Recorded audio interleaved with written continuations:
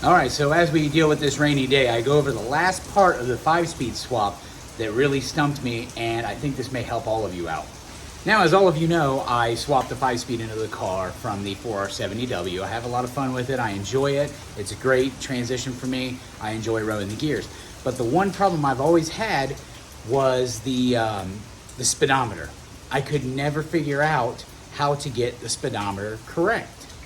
Now I went through, because I have the Pro Racer package from SCT to tune the car. So I went through every setting and this and that I could think of. And I even changed the tire size, the rear gear value, all the way up to like a 590 something, and got it within like 20 miles an hour. I'd be doing 50, I'd be doing like 70, well actually 78, so within 30 mile an hour. So obviously that's not gonna work. And if you're like me, you want it done right. You want to have that factory, everything. You want the speedometer to be correct. You don't want to have to buy extra stuff, this and that, because the work you just did was already enough. So there's one thing that I found in the settings on the Pro Racer software, and I'm gonna go ahead and show it to you guys because it took me forever to figure this out, and it actually worked. All right, so here's the software for the tuning, okay? So you have all your little settings over here, but then you scroll all the way down. Well, as soon as it lets me there, you'll scroll down to system switches, right there. And that is where I stumbled across this number of holes for OSS sensor. I hit that and just stumbled across it.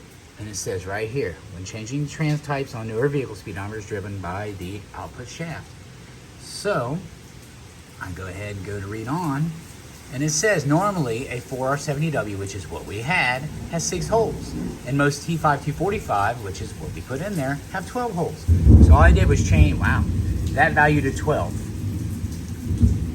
And believe it or not, it got me within 1/2 of a mile per hour. And I was able to put the gear back at the value I have in the car.